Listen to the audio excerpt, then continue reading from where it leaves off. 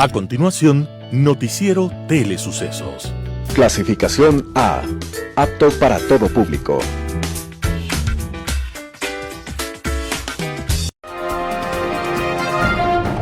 Aquí en Sucesos, un día como hoy. Hubo un hombre que quiso contar la historia del gaucho argentino en medio de su soledad y de sus sueños. Ese personaje fue el periodista argentino José Hernández y creó a un personaje inmortal en la literatura de su género, llamado Martín Fierro. Martín Fierro representa la dureza de la vida pampeana y canta con sabiduría y profundo vuelo poético a todos los temas de la vida. Y él mismo se presenta de esta manera. Yo no soy cantor letrado, mas si me pongo a cantar, no tengo cuándo acabar y me envejezco cantando. Las coplas me van brotando como agua de manantial. Y de esta forma describía la dureza y la libertad de vida en medio de la pampa inmensa. Mi gloria es vivir tan libre como el pájaro del cielo. No hago nido en este suelo donde hay tanto que sufrir. Aquel gaucho poético, contestatario y rebelde, defendía de esta manera su forma de cantar y de decir lo que pensaba. Y no piensen los oyentes que del saber hago alarde. He conocido, aunque tarde, sin haberme arrepentido, que es pecado cometido el decir ciertas verdades. José Hernández, el autor del gaucho Martín Fierro, estaba naciendo un día como hoy, 10 de noviembre de 1834, y nos recuerda que debemos recordar a Martín Fierro, a aquel rudo personaje de campo, cuando nos dice: de naide sigo el ejemplo, naide a dirigirme viene. Yo digo cuánto conviene, y el que en tal huella se planta debe cantar cuando canta, con toda la voz que tiene. Aquí en Sucesos, un día como hoy.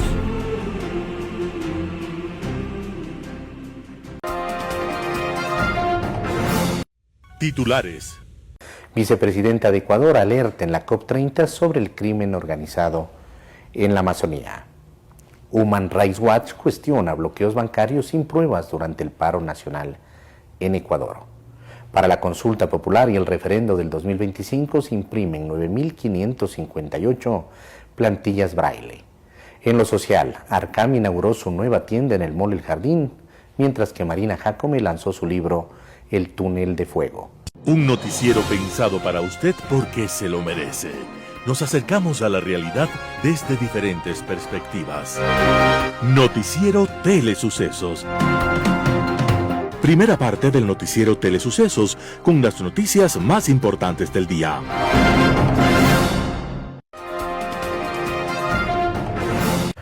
¿Qué tal, amigos? Bienvenidos a una edición más del noticiero Telesucesos. Sean ustedes bienvenidos. Vicepresidenta de Ecuador alerta en la COP30 sobre el crimen organizado en la Amazonía. La vicepresidenta de Ecuador, María José Pinto, se reunió este jueves 6 de noviembre del 2025 con el presidente de la Conferencia sobre Cambio Climático de las Naciones Unidas, COP30. El objetivo fue promover la conservación de la Amazonía y destacar su importancia estratégica como fuente de biodiversidad, agua y equilibrio climático mundial, según informó la vicepresidencia en un comunicado. El acuerdo se produjo después de que Pinto interviniera en la cumbre climática celebrada en Brasil, donde sostuvo que la Amazonía no se defiende solo con declaraciones, sino con decisiones reales: cooperación contra el crimen organizado, protección de territorios, trabajo con comunidades y educación que siembra esperanza. ¿De qué sirve proteger la Amazonía si no protegemos primero a quienes la habitan? ¿De qué sirve hablar de futuros verdes si los niños de la selva crecen rodeados de miedo? ¿Cómo podemos hablar de conservación si al mismo tiempo miles de niños están siendo reclutados por las mismas mafias que destruyen los ríos, los suelos y la vida?, declara al inicio de su discurso. Además, la vicepresidenta transmitió un mensaje al presidente de Francia, Emmanuel Macron, a quien invitó a fortalecer la cooperación con Ecuador para impulsar iniciativas conjuntas orientadas a la protección del medio ambiente y a la defensa de los derechos de la niñez. Human Rights Watch cuestiona bloqueos bancarios sin pruebas durante el paro nacional en Ecuador. En el marco del paro nacional, Human Rights Watch expresó su preocupación por el bloqueo de cuentas bancarias a líderes sociales y organizaciones de la sociedad civil, medida adoptada por autoridades ecuatorianas sin una justificación pública clara. Juanita Guebertus, directora de la División de las Américas de HRW, señaló que nunca se justificaron los motivos del bloqueo. Estas medidas, basadas en información entre comillas secreta, ponen en riesgo el trabajo de la sociedad civil y el derecho de la defensa. La declaración fue emitida tras conocer que varias organizaciones, defensores de derechos humanos y colectivos indígenas reportaron la congelación de sus fondos sin previo aviso, según HRW. El uso de información reservada para aplicar restricciones financieras sin transparencia ni garantías procesales presenta una amenaza directa a la labor de defensa de los derechos, especialmente en contextos de protesta social. La organización instó al Estado ecuatoriano a respetar los principios de legalidad, debido proceso y acceso a la justicia. Hasta el momento, las autoridades no han ofrecido detalles sobre los criterios utilizados para ejecutar los bloqueos, lo que ha generado inquietudes entre los actores nacionales e internacionales sobre posibles abusos de poder y restricciones indebidas a la participación ciudadana. Para la consulta popular y el referendo del 2025 se imprimen 9.558 plantillas braille. El Consejo Nacional Electoral, CNE, impulsa un proceso para el voto inclusivo para el referéndum y consulta popular 2025, con el objetivo de asegurar la participación plena de las personas con discapacidad visual y física a escala nacional. Como parte de estas acciones, el CNE anunció la impresión de 9.558 planillas en sistema braille, que estarán disponibles en 4.779 mesas de atención preferencial distribuida en los recintos electorales de las 24 provincias del Ecuador. Estas plantillas permitirán que los ciudadanos con discapacidad visual ejerzan su derecho al voto de manera autónoma, secreta y segura. Del mismo modo, el programa Voto en Casa llegará a 597 personas mayores de 50 años que presentan una discapacidad física igual o superior al 75%. Las personas ejercerán su voto desde sus domicilios el viernes 14 de noviembre del 2025, bajo la supervisión del delegado del organismo electoral. Además, el CNE informó sobre un acuerdo interinstitucional con el Consejo Nacional para la Igualdad de Discapacidades CONADIS y la Federación de Transporte Terrestre de Pichincha, mediante el cual se ofrecerá movilidad gratuita en Quito durante la jornada electoral del domingo 16 de noviembre. Este servicio permitirá que las personas con discapacidad lleguen a sus recintos electorales sin dificultad ni costo adicional. Estudiantes municipales acceden a la oferta cultural de la ciudad sin costo para sus familias gracias al piso de protección social. Lectura, arte, historia, cuentos, poesía y conocimiento para la vida, todo esto está al alcance de niñas, niños y adolescentes de Quito, que podrán acceder de manera libre a las bibliotecas municipales. Esta acción forma parte del piso de protección social, la estrategia municipal que articula servicios de nutrición, salud, educación, cultura y medios de vida para acompañar al desarrollo integral de las familias quiteñas. Dentro de este esquema, la cultura es uno de los pilares fundamentales. Su objetivo es garantizar espacios gratuitos de aprendizaje, creación y encuentros de la juventud. Zadkiel Cárdenas, secretario de Educación, explicó que este acceso universal a la oferta cultural fortalece el crecimiento de la ciudad. Las bibliotecas y los museos son lugares vivos, abiertos para aprender, imaginar y conocer. Por eso, todos los niños y niñas forman parte de la red metropolitana de bibliotecas. De igual manera, podrán visitar los museos del municipio y los balnearios municipales, señaló. Este acceso fomenta la lectura, el arte, la recreación, el pensamiento crítico y la convivencia. También abre oportunidades para que los estudiantes descubran sus intereses y habilidades en espacios seguros y cercanos. Adicionalmente, desde el 24 de diciembre se implementará el carnet estudiantil electrónico, una tarjeta recargable que permitirá a estudiantes acceder al medio pasaje en el metro y en el sistema integrado de transporte público, facilitando así su movilidad hacia escuelas, bibliotecas, museos y espacios comunitarios. Ecuador y Corea firman acuerdo para el desarrollo de la vía Quito-Guayaquil. El ministro de Infraestructura y Transporte, Roberto Luque, y el vicepresidente de Korea Expressway Corporation, Yang Soo-rem, suscribieron un memorándum de entendimiento con el propósito de establecer un marco de cooperación técnica en el desarrollo y la gestión de la infraestructura vial del Ecuador. Según la información oficial, el acuerdo busca impulsar proyectos estratégicos que fortalezcan la conectividad nacional y promuevan el desarrollo sostenible, iniciando con el diseño y planificación de la vía Quito-Guayaquil. Durante la firma, el ministro Roberto Luque afirmó que este convenio representa un paso firme hacia la modernización de la infraestructura vial ecuatoriana. Según dijo, permitirá desarrollar estudios de prefactibilidad y factibilidad, evaluar esquemas de financiamiento innovadores y fomentar soluciones viales inteligentes, resilientes y seguras. Por su parte, el representante de Korea Corporation, Chan Soo-ren, subrayó que esta cooperación refuerza la relación bilateral y permitirá compartir la experiencia técnica de Corea en la planificación, construcción y operación de autopistas modernas y sostenibles. Con la construcción, el gobierno apunta a la modernización de la vía Quito-Guayaquil para el desarrollo productivo nacional al mejorar la conexión entre la sierra y la costa y facilitar el transporte hacia el puerto de Guayaquil. Durante el evento se presentaron también los estudios de prefactibilidad del corredor vial Cuenca-Guayaquil, elaborados por el equipo consultor Johnson Kim Do-hwa y Korean Expressway Corporation. Quito representará a la región andina en la red de capitales iberoamericanas. Durante la 21ª Asamblea General de la Unión de Ciudades Capitales Iberoamericanas, UCICI, que se realizó en Buenos Aires, Argentina, Quito fue elegida por unanimidad como vicepresidenta de la zona andina para el periodo 2025-2027. La designación que coloca a Quito dentro del comité ejecutivo de la UCICI permitirá que la ciudad tenga voz y voto en las discusiones que llegarán a la cumbre de jefes de Estado en Madrid, prevista para 2026. Es decir, las propuestas que surjan desde los gobiernos locales y entre ellas las de Quito podrán influir directamente en las políticas nacionales e internacionales. Con esta designación, la capital deberá convocar encuentros de alcaldes de Bolivia, Perú, Venezuela y Ecuador, además de articular acciones conjuntas en temas urbanos, sociales y ambientales.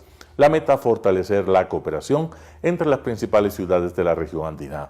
Desde su nuevo rol, Quito insistirá en dos temas clave. Primero, que los estados destinen recursos suficientes para que las ciudades puedan cumplir su rol dentro de los planes nacionales de desarrollo. Segundo, que los territorios que conservan ecosistemas sean compensados económicamente por los grandes contaminadores.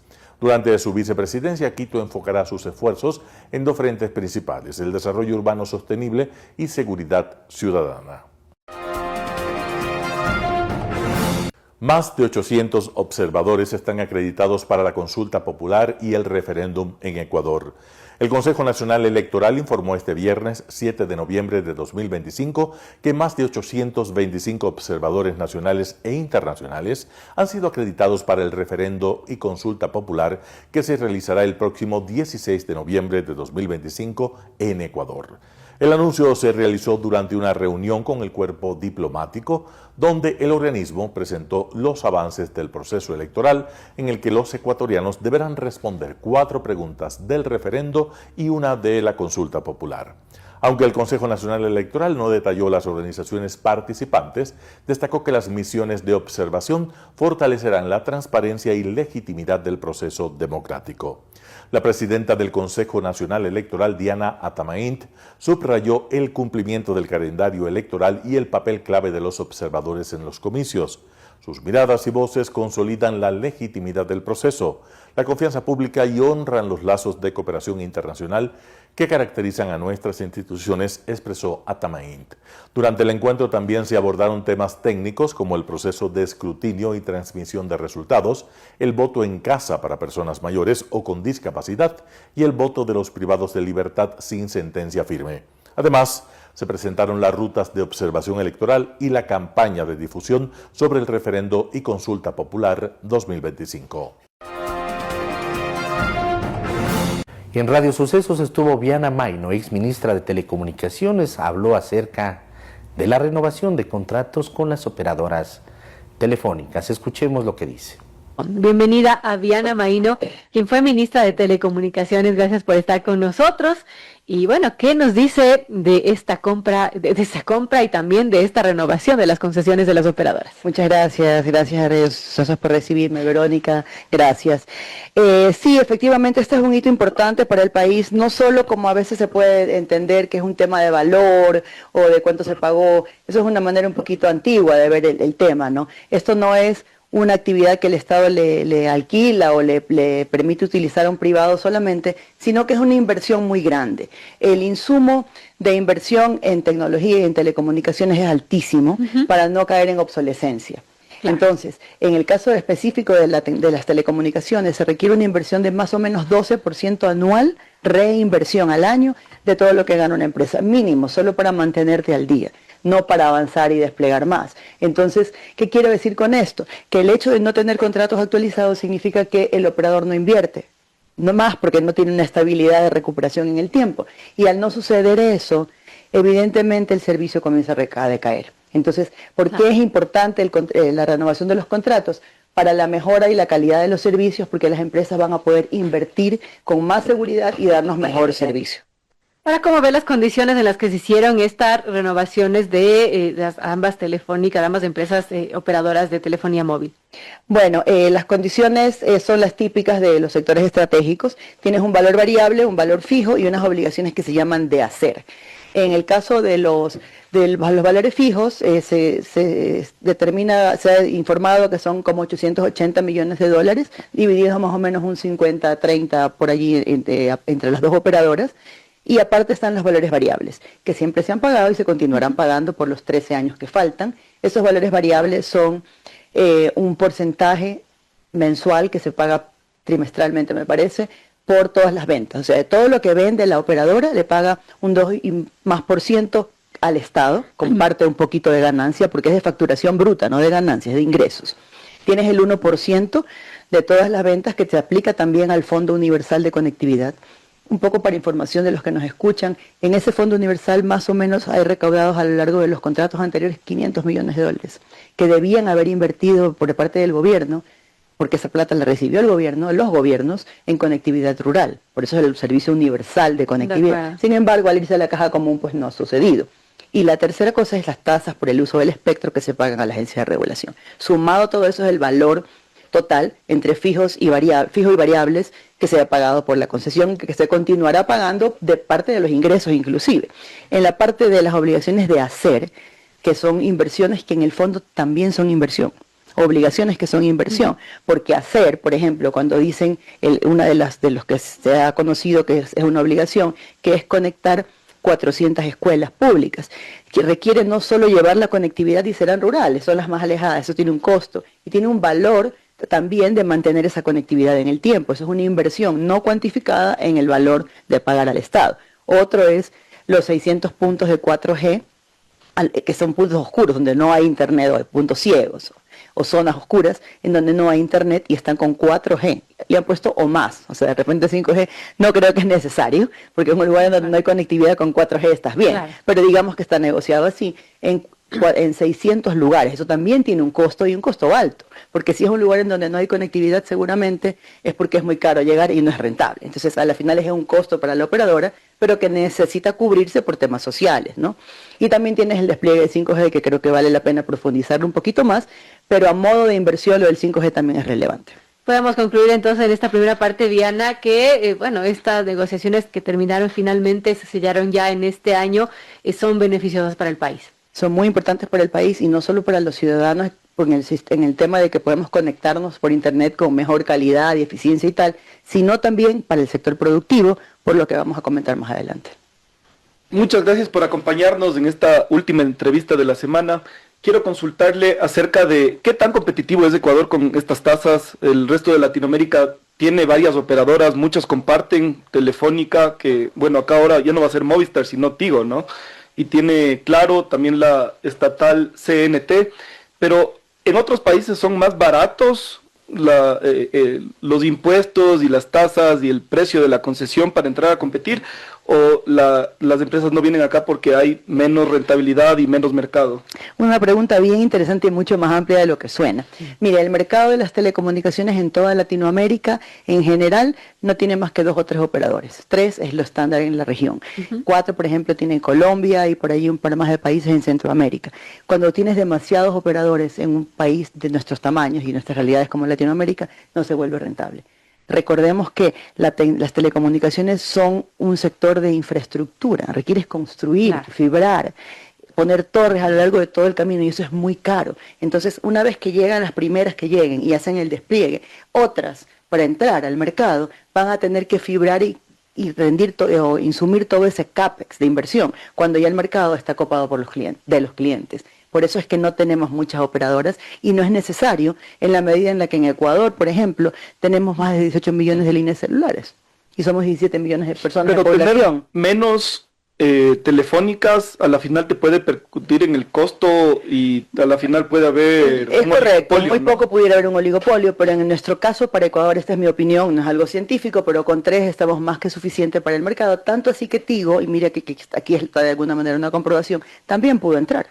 Tigo es Millicom, el nombre comercial para los que nos escuchan, Millicom es la empresa y Tigo es el nombre comercial. Ellos están en una operación muy agresiva de expansión, han tomado prácticamente todo Centroamérica, están en Nicaragua, están en Costa Rica, están en Guatemala, Panamá, Colombia, en Sudamérica acaban de entrar, están en Uruguay, están en Paraguay y también acaban de entrar ahora Ecuador y Colombia, les decía hace un momento. Adquiriendo Telcel, que era el anterior anterior casos, Telefónica. la pregunta del millón es por qué no ingresan solos. Y es porque es muy caro. Entonces, el despliegue de las redes es lo que más te cuesta. Entonces, comprar una, si quieres entrar, está bien, pero tiene una infraestructura montada. Exacto, pero volver a competir cuando estás a la cola y tratar y gastar toda esa cantidad o invertir ese dinero para buscar un cliente recién cuando ya el mercado está vendido antes va a ser muy difícil. Entonces, por esa es la razón de la venta de la una y la compra por parte de Tigo. Y en cuanto a competitividad, creo que la pregunta tiene 2 vertientes, una de las empresas y otra de los clientes, los usuarios. Creo que importa más la de los clientes. En el caso de la incursión de Millicom Tigo a Ecuador, es bien importante porque, como decía, ellos van expandiéndose en toda la región. Y de todas maneras, en la operación de Telefónica, más o menos tiene un mercado, un market share en telefonía celular de un 25 o 28%. Entonces ellos van a querer crecer en número de clientes, de usuarios. Van a tener que hacer inversiones en mejora de servicio para eso, en mayor conectividad, incremento de calidad de servicios y evidentemente, ¿cómo captas clientes? Mejora de servicios, mejora de tarifas. Eso va a tocar. Entonces la competencia siempre es buena para el usuario, entre los grandes titanes de estos temas, ¿no? En lo social, Arcam inauguró su nueva tienda en el Mall El Jardín de Quito, mientras que Marina Jacome lanzó su libro El Túnel de Fuego. El pasado martes 28 de octubre, en el auditorio de la Cámara de Comercio de Quito, se lanzó el libro El Túnel de Fuego, un camino hacia la eternidad.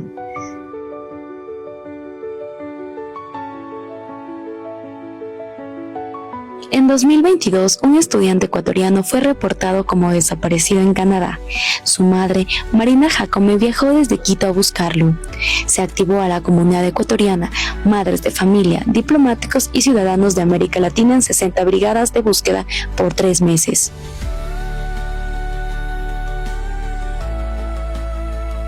Marina Jacome, madre de Pablo Andrés Aguirre Jacome, escribió una autobiografía que busca ayudar a otras personas en momentos de profundo dolor. El libro se llama El Túnel de Fuego. Es un tema de motivación para mujeres, madres, esposas que pueden con ayuda salir de crisis tan fuertes como estas, a través de la fundación que lleva el nombre de su hijo y ayuda con terapias a jóvenes.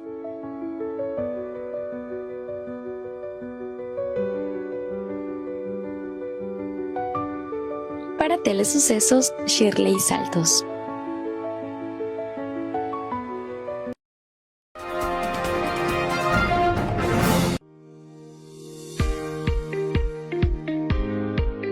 Hoy queremos presentarles nuestra nueva tienda en el Mall El Jardín. Queremos que conozcan, que vean y que sientan lo que nuestra tienda es. Nuestra tienda es bienestar desde adentro hacia afuera y queremos que la tienda lo muestre para que nuestros clientes lo vean y lo sientan. ¿Qué les puede decir a todas las chicas que quieren maquillaje, que quieren skincare, para que vengan acá al Mall El Jardín y poder conseguir todos los productos acá? Nosotros tenemos todo lo que quieren, todo lo que necesitan, todo lo que está en tendencia. Comenzamos hace 5 años en la pandemia. Arcamia comenzó en un momento muy duro del mundo, cuando yo creo que no solo nosotros, sino que todos buscábamos bienestar y queríamos hacer un lugar para lo que los ecuatorianos tengan bienestar, ¿no es cierto? Y así nació Arcamia. Comenzamos online, comenzamos con nuestra tienda online y comenzamos a crecer. Comenzamos con una tienda, 2 tiendas, hoy en día tenemos 7 tiendas, ya estamos en Quito y en Cuenca. Queremos expandir nuestras fronteras hacia todo el Ecuador por ahora, ya, para poder brindarles a todos los ecuatorianos ese momento de bienestar, porque la tienda de Arcamia no solo es una tienda, sino es una experiencia. Tú vienes, puedes hacerte un análisis facial con nuestras máquinas que tenemos en todas las tiendas. Nuestras chicas están tan capacitadas para cada piel, para cada problema, para que puedan dar la mejor atención posible y tener como les digo, no solo es atender y vender, sino dar bienestar y experiencia en cada momento que vienes a Arcamia.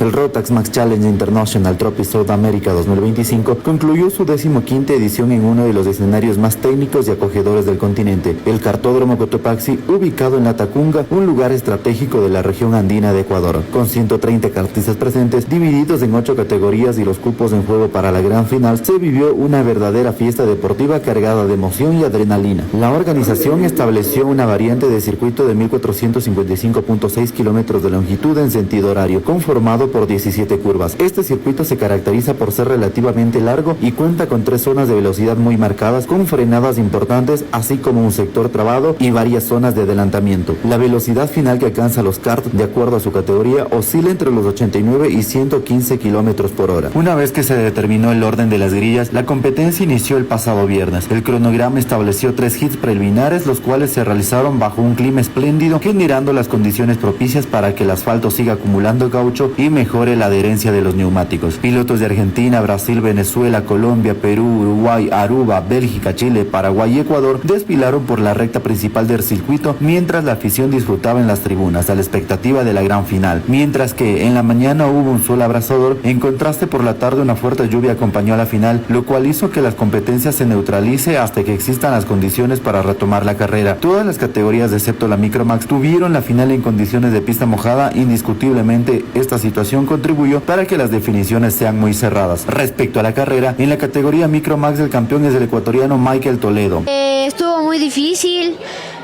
peleé con un paraguayo, pero al final le gané porque les clasificaron.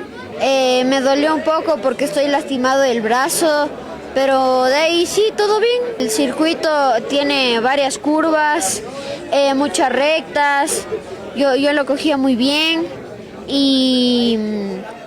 y pues ahí remontaba y pasaba toditos en las partes en donde yo salía bien de las curvas y todo eso. En la categoría Junior Max, el título se fue para Argentina con el piloto Diego Palotini. La verdad que hoy me sentí súper confiado, tiré todo lo que tenía, ya que era la última oportunidad que tenía para ir a pelear por el Mundial en Bahrein, así que no puedo estar más contento, agradecido con todo el equipo de Zaffaroni, con Santi Charello, con Santi González, con Luca. En la categoría Senior Max, Argentina nuevamente se hizo presente con Francisco Figueroa, quien se quedó con el título. Bueno, la verdad que Ecuador me recibió muy bien, muy lindo todo, el circuito la verdad que me gustó mucho, una pista que me costó adaptarme, pero bueno, nos pudimos adaptar, así que contentos, muy linda pista, da gusto correr así.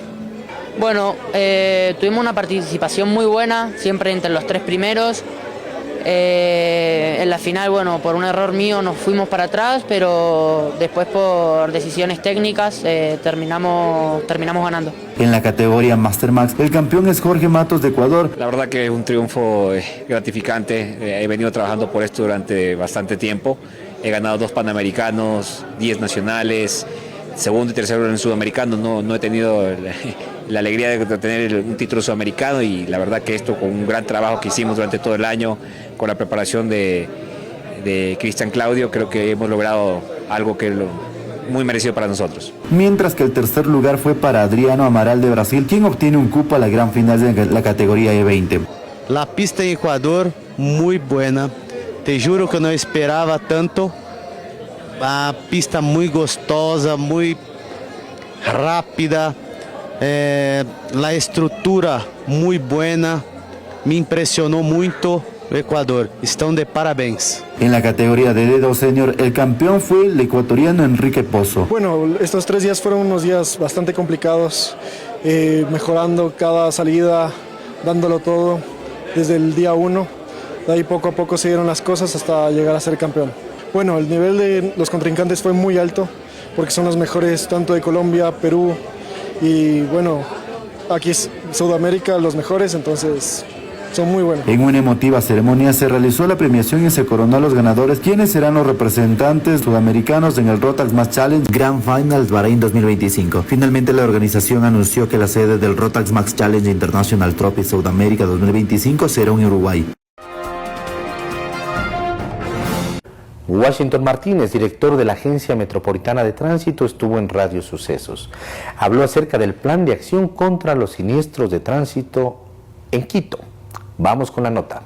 Últimamente ha habido muchos accidentes y casi se ha convertido el salir en el auto como una actividad de riesgo. Y es que hasta octubre de este año, Quito ha registrado 3.252 accidentes de tránsito, con 2.063 personas lesionadas y 287 fallecidas. Estas son cifras justamente de la misma Agencia Metropolitana de Tránsito y la Policía Nacional. Y bueno, entre estos siniestros que involucran además a vehículos de transporte pesado, como el que ocurrió hace poco en la Ruta Vida, representan un 5%. ¿Qué está pasando con las vías?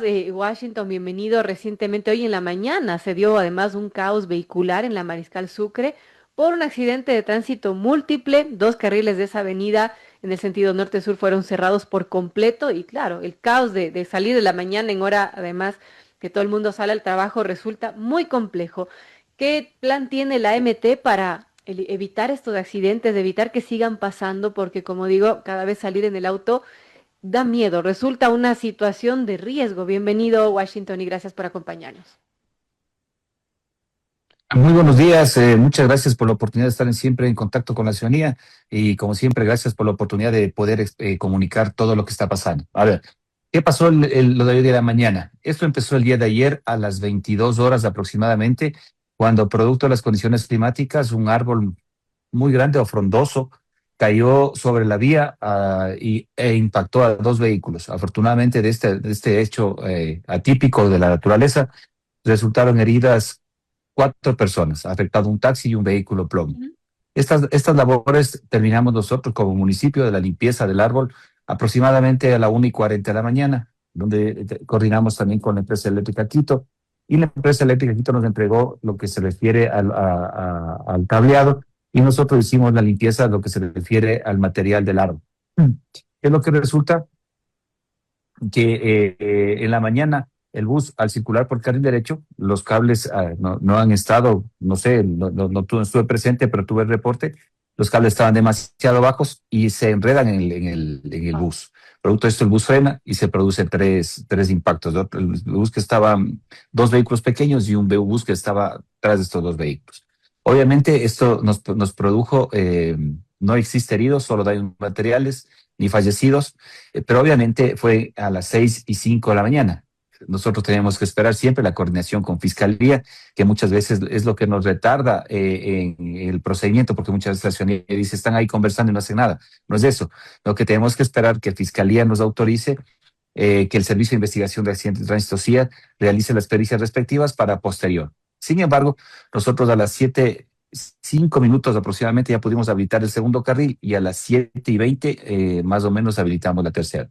Pero hay que tomar en cuenta que el problema en esta vía radica a que todavía la empresa metropolitana de obras públicas está trabajando en la solución vial de la Mariana de Jesús. Y hasta el día domingo, como se había informado en redes sociales del EMOC, que no es responsable de la ANT, pero respondo por todo el municipio, en la plataforma número 9, es decir, cuando usted sale ya de la Mariscal Sucre, Mariana de Jesús, ahí están los dos carriles. En este momento el carril derecho está excavado, y eso hace que todo el flujo norte-sur en la mañana se convierta de 3 carriles a 2 y luego a 1, más la alimentación de la Mariana de Jesús. Nosotros hemos coordinado con el EMOC y ellos tienen previsto entregarnos el domingo en la noche ya los 2 carriles, es decir, para amanecer el día lunes esperamos ya que se normalice el sentido norte-sur. En hora pico, a partir de las 4 de la tarde, estamos realizando un contraflujo que sale desde aproximadamente la Mariana de Jesús hasta Miraflores, un poquito antes de Miraflores, donde sale el contraflujo del túnel de San Juan en la mañana, lo estamos ingresando por ahí. Esto no es que está dando pero por lo menos afloja un poco la carga vehicular en la tarde. Lamentablemente usted sabe la importancia de la Mariscal Sucre en sentido norte-sur y sur-norte en la mañana, más la obra y más el árbol. Entonces, esto complicó totalmente la circulación de la mañana. Estaba revisando el reporte, en este momento estamos 3 carriles. Con el accidente de hoy, pero ¿qué pasa con los 3.252 accidentes que ha habido hasta este mes, hasta octubre? Bueno, ahí yo le puedo decir muchas cosas, ¿no? Cito, en otros medios de comunicación he citado este libro que creo que todos en un momento de nuestra vida lo hemos leído, que la culpa es de la vaca. Nosotros como agencia metropolitana y a la cabeza yo como director, si tengo que reconocer algún error operativo, lo reconoceré en su momento. Pero bueno, aquí creo que toda la mayoría de medios de comunicación y expertos en movilidad caen o concluyen en tres aspectos. El primero es que muchas veces escuchaba ayer en un medio de comunicación una persona y decía, las licencias, ahora usted una persona de 20 años o menos de 20 años ya puede tener una licencia tipo E. Y no estoy en contra de la juventud, pero ¿tiene la experticia necesaria para manejar un tráiler? Esa pregunta quede sobre la mesa. Luego de eso, tenemos nosotros que ver que se habló sobre revisión técnica vehicular, la importancia de revisión técnica vehicular. Tenga la plena seguridad la ciudadanía de Quito que la revisión técnica vehicular en este momento nosotros contamos con la ISO 9001 y estamos, no sé si el día de hoy o máximo el día martes o miércoles la próxima semana, nos entregan la certificación de la 17020, que es sobre procesos de revisión de vehicular. Esto nos obliga a nosotros a decir, pero ahora hay que subir un poquito más.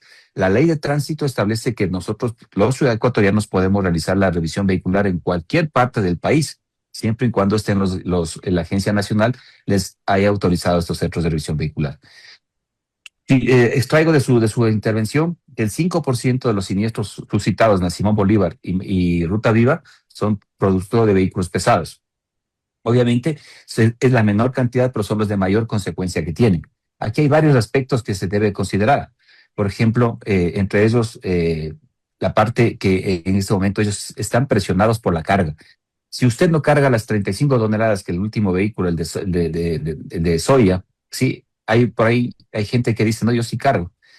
Mucho más aparte de buscar la responsabilidad, etcétera, etcétera, nosotros cumpliendo la exposición, señor alcalde, a partir del día viernes, nosotros hemos reforzado y hemos clasificado, por decirlo así de una manera, el control al transporte pesado.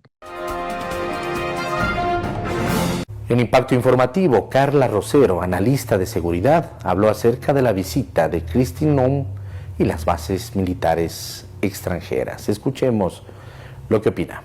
La secretaria de Seguridad de Estados Unidos, Kristi Noem, en estos momentos debe estar retornando a su país, una vez que ha concluido una visita de 2 días en los cuales ha recorrido con el presidente Daniel Noboa instalaciones militares en Manta y Salinas.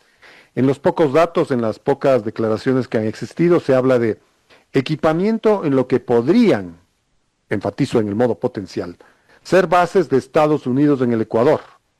¿Qué es lo que nos queda en claro? Carla, buenas noches. Buenas noches, Edgar. Un saludo cordial pues a todas las personas que están conectadas a través del medio de comunicación. Gracias a su gentil invitación. Creo que hay que dar el contexto. Kristi Noem es la 8ª secretaria del Departamento de Seguridad Nacional, Edgar. dentro de las funciones de ella, por ejemplo, es responsable de la lucha contra el terrorismo, la seguridad cibernética, seguridad de aviación, fronteriza, portuaria. Creo que es una gran oportunidad dentro de la diplomacia de guerra, dentro de las relaciones bilaterales que tenemos que tener no solo con Estados Unidos, lo tenemos con países como Israel.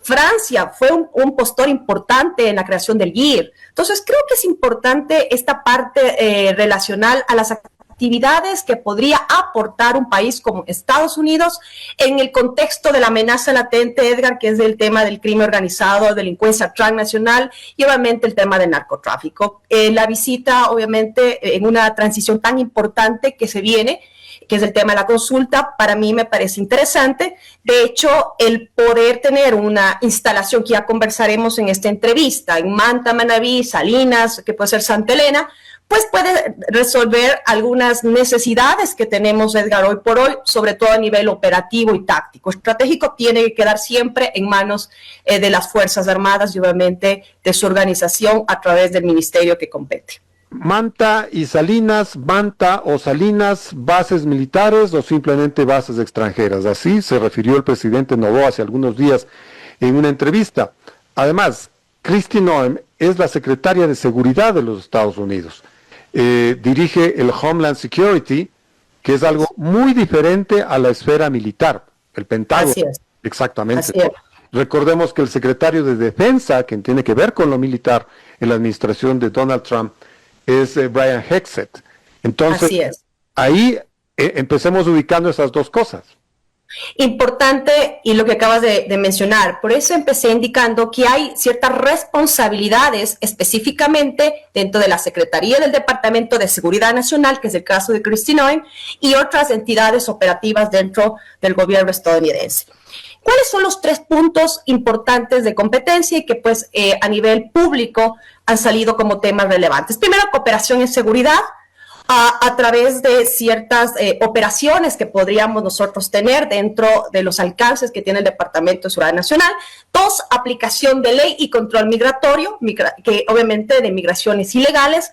Y otra importantísima es poder definir qué estrategia cooperativa, en el caso de lo que nosotros llamamos justamente la diplomacia de la guerra, puede aportar a Estados Unidos con el tema justamente de estructuras como la que estoy mencionando, ¿no? Operativas que podrían ser, como vuelvo a insistir, una base militar, un tipo CSL o un tipo FOR, que ya lo conversaremos. Ahora, ¿en Manta o en Salinas o en las dos ciudades? A ver, hagamos un momento de estudio geopolítico y qué ha pasado y qué relevancia tiene. Primero aclaremos para la gente que está conectada, porque hay mucha confusión, Edgar. No es lo mismo una base militar como una estructura, por ejemplo, como una Guantánamo, para que podamos compararla, que tiene personal activo militar, son alrededor, para que ustedes conozcan, alrededor de 600 a 630 efectivos asignados, cuya función es operación naval, vigilancia dentro del contexto. Yo lo tengo en Cuba, Honduras, por ejemplo, un Sotocano, que igual es una estructura de base. Bajo el contexto nacional, creería yo que eso no es lo que necesitaríamos. En Manta, recuerda que por el 2009 ya se tenía un FOR. ¿Qué significa esto? Es una estación de avanzada. ¿Qué quiere decir esto en manera sencilla? Un centro operativo, obvio, con cierta independencia, interdicción tecnológica, operativa en vigilancia de antidrogas y generalmente siempre va a recurrir a un acuerdo del anfitrión, en este caso del país. Eso es lo que teníamos, Edgar, hace algún tiempo atrás. Yo voy a hablar de algunos resultados. Había un personal asignado. Correcto. No, pero no había tropas. No, siempre va a haber pues un personal mínimo. Recuerda que también hay que ver la protección del personal americano. Pero así como en Guantánamo, no, pues. No. Y esa es la gran confusión. Yo creo que hay que aclarar al ciudadano común. No es lo mismo una base militar fija de propiedad del país, en este caso, que está poniendo las fuerzas con actividades definidas de autonomía. Eso es una base, es un Guantánamo.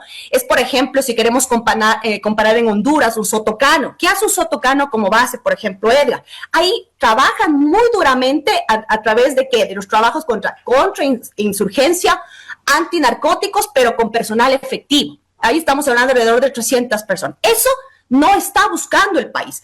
¿El país qué necesita, Edgar? Un SCL, como lo maneja, por ejemplo, el gobierno de Bukele, está vigente. Justo en la mañana le preguntaba en otras entrevistas si está vigente. Claro, El Salvador, en Comalapa, por ejemplo, tiene una estación activa. ¿Qué quiere decir? De cooperación, justo lo que estás mencionando.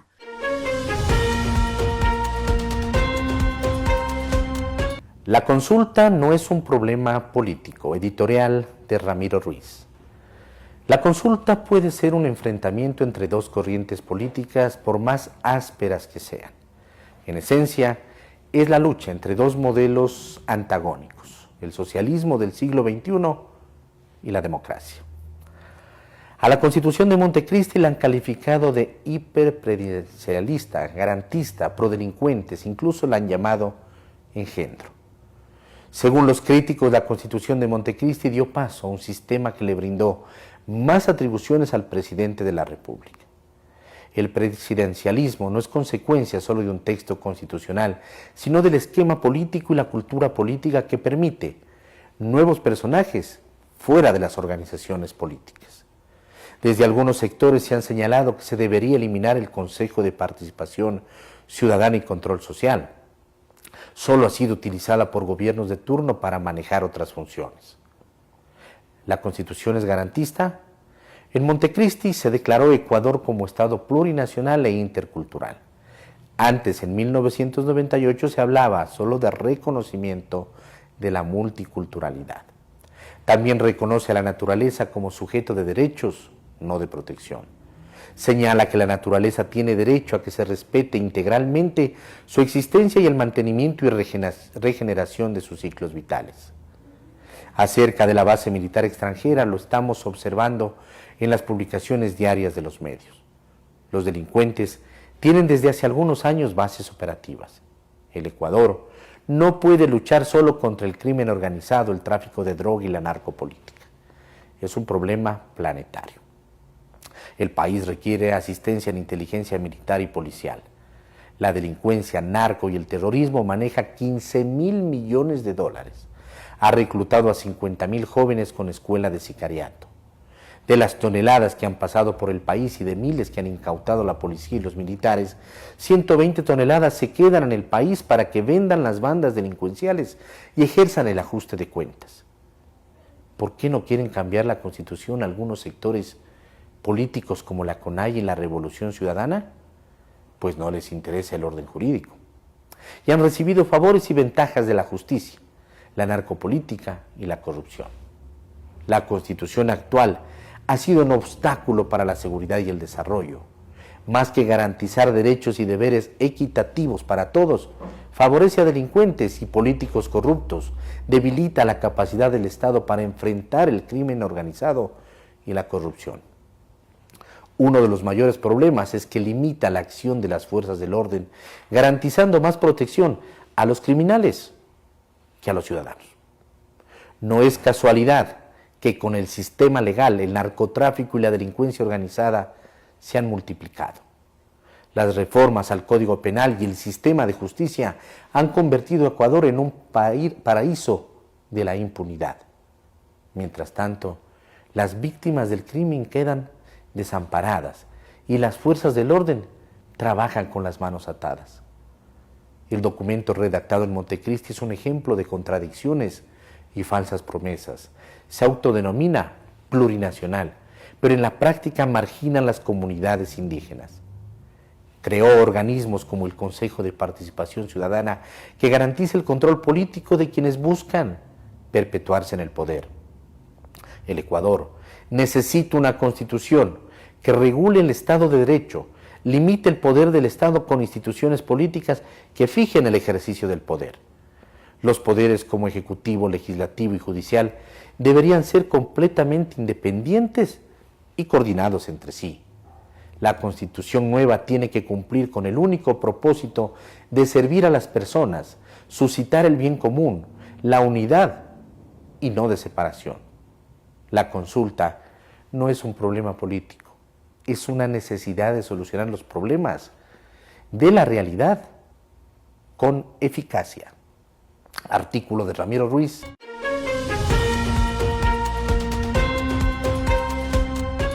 ¿Por qué reducir el número de asambleístas no es una buena idea? Santiago Basabe, Primicias. A primera vista, la idea de reducir el número de asambleístas y como consecuencia de ello disminuir el gasto público que esa extraña fauna representa en términos salariales suena plenamente convincente.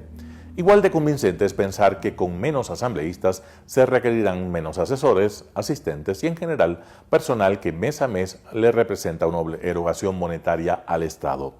Si vivimos en un país en el que los recursos públicos siempre son deficitarios, dejar de entregar lo poco que hay a un grupo de actores políticos que aportan mínimamente para destinarlo a otros sectores prioritarios no debería tener oposición alguna. Sin embargo, no todo es tan simple. Bajo el discurso de la eficiencia de los recursos públicos, no se puede desarticular sin criterio alguno las instituciones del Estado. Bajo esa lógica, lo óptimo sería desaparecer el poder legislativo y entregarle sus facultades a un pequeño consejo de sabios o directamente al presidente de turno. Hay que decirlo una vez y otra vez, la eficiencia en el gasto público debe ser una prioridad del país, desde luego, pero a partir de parámetros diseñados de forma profesional. Si nos dejamos seducir por la idea de que la reducción del aparato estatal tiene que darse de cualquier forma, mañana se pondrá sobre la mesa la discusión de ideas tan protervas como la disminución del número de jueces, fiscales o de tribunales de justicia. Otro argumento que se usa para empujar la propuesta de reducir indiscriminadamente el número de asambleístas es que si tenemos menos legisladores, la calidad de la toma de decisiones aumentará. Superficialmente ese argumento suena bien y es vendible electoralmente. No obstante, no resiste el más mínimo examen. Si queremos elevar el nivel de discusión de la legislatura, lo que es el deseo de todos, las reformas que se deben generar están en la mayor exigencia para la constitución de las organizaciones políticas o en determinados requisitos de afiliación para candidaturas de elección popular. Mientras no nos detengamos en esas dimensiones de análisis que a ningún actor político le interesa, reducir el número de asambleístas no va a generar ningún tipo de cambio. Por el contrario, con menos caras visibles en la Asamblea Nacional, sus paupérrimos desempeños serán más evidentes al ojo público. Así, en términos políticos, reducir el número de asambleístas sería un gravísimo golpe a la de por sí diezmada democracia ecuatoriana. Si se aprueba esa reforma constitucional, Ecuador pasará a ser el país de legislatura unicameral con el menor número de representantes por cada 100.000 habitantes en toda América Latina. Ese dato no es halagador, pues quiere decir que el vínculo entre mandantes y mandatarios se tornará más distante. A medida que un asambleísta representa un mayor número de ciudadanos, su cercanía con los requerimientos de sus votantes se diluye. Esa es la máxima que opera en este caso. Si ya el país tiene un serio problema de vinculación de las demandas de la población con las plataformas partidistas existentes, la reducción del número de asambleístas contribuirá a que esa debilidad del sistema político se afiance. Lo dicho no es cuestión teórica solamente, por el contrario, tiene profundas implicaciones prácticas. Dado el errático desempeño de nuestra legislatura y el consiguiente desapego ciudadano, ¿qué características no se avisoran que vaya a cambiar? Las posibilidades de que la población observe a la democracia como régimen político fácilmente sustituible por su antónimo, el autoritarismo, puede ir en ascenso. Hay que tomar en cuenta que a la fecha Ecuador está entre los países latinoamericanos en los que los valores democráticos están menos sedimentados. Con una mayor desconexión entre mandantes y mandatarios, lo que inevitablemente se produce al tener menos asambleístas, ese maridaje de factores puede producir una explosión social de impensables consecuencias en el mediano plazo. Reducir el número de legisladores no es una buena idea. El argumento económico es endeble y el político insostenible. El país entero clama por una legislatura que funcione mejor. Sin embargo, reducir el número de legisladores no resolverá ese problema. Por el contrario, los efectos pueden ser letales. A pensar bien antes de aprobar esta reforma constitucional. Santiago Basabe, Primicias.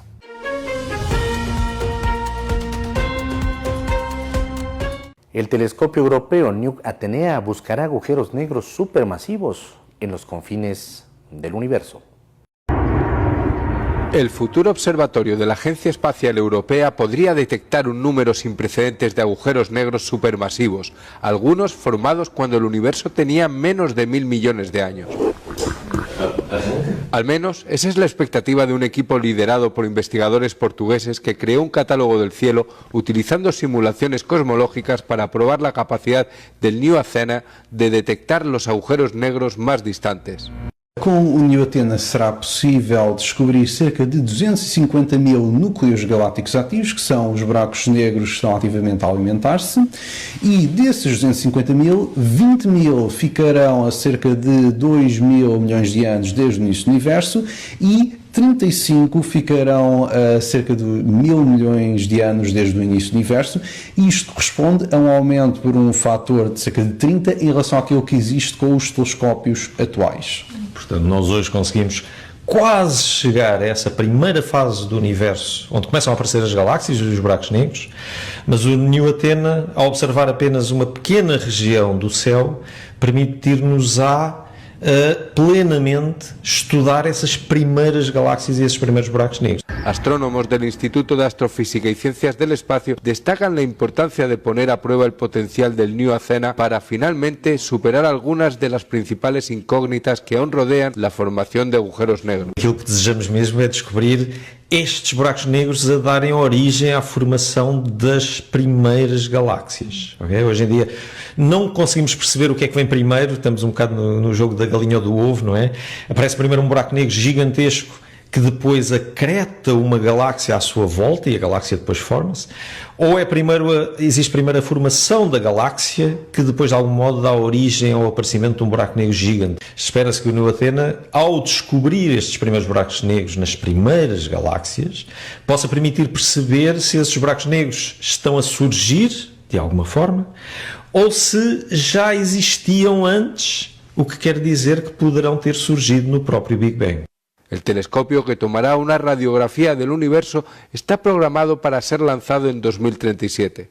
El otro gran objetivo de la misión será mapear las estructuras de gas caliente y determinar sus propiedades físicas.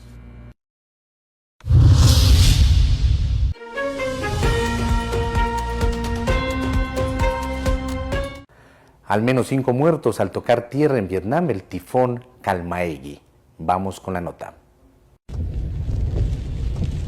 Al menos 5 personas han muerto después de que el tifón Kalmaegi tocara tierra en Vietnam este jueves. La tormenta, la más potente del año en Asia, golpeó con fuerza las provincias centrales del país, acompañada de vientos huracanados y lluvias torrenciales que arrasaron todo a su paso. Con ráfagas que superaron los 149 kilómetros por hora, Kalmaegi provocó enormes destrozos. Al menos 52 viviendas colapsaron por completo y más de 2.600 resultaron dañadas. Los medios locales informaron además de que los tejados de unas 2.400 casas salieron volando, dejando a miles de familias sin refugio. Ante la magnitud del fenómeno, las autoridades evacuaron a más de medio millón de personas por el riesgo de inundaciones y corrimientos de tierra. El tifón llegó a Vietnam pocos días después de haber devastado Filipinas, un archipiélago de más de 7.600 islas, donde causó la muerte de casi 190 personas y dejó a 135 desaparecidas. Ya debilitado, Kalmaegi avanza ahora hacia el oeste, en dirección a Camboya y Laos, donde se espera que toque tierra el viernes, convertido en depresión tropical, con vientos que rondan los 85 kilómetros por hora.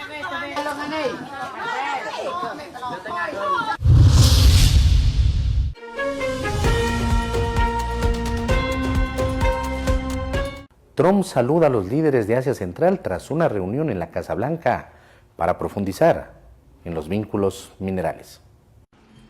El presidente de Estados Unidos, Donald Trump, ha elogiado a los líderes de 5 países de Asia Central tras una reunión en la Casa Blanca, mientras intensifica su búsqueda de metales de tierras raras necesarios para dispositivos de alta tecnología como teléfonos inteligentes, vehículos eléctricos y aviones de combate. En una cena de trabajo con funcionarios de 5 países de Asia Central, Trump destacó la importancia de los minerales críticos para Washington.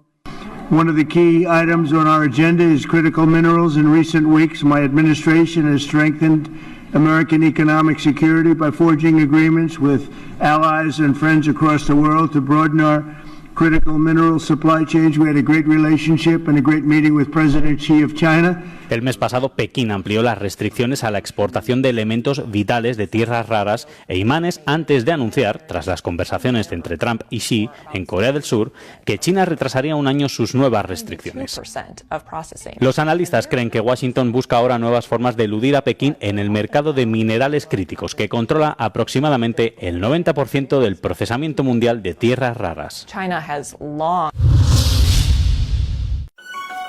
El noticiero Telesucesos es retransmitido de lunes a viernes a las 7 horas por Radio Planeta Sur 106.1 FM de la ciudad de Loja.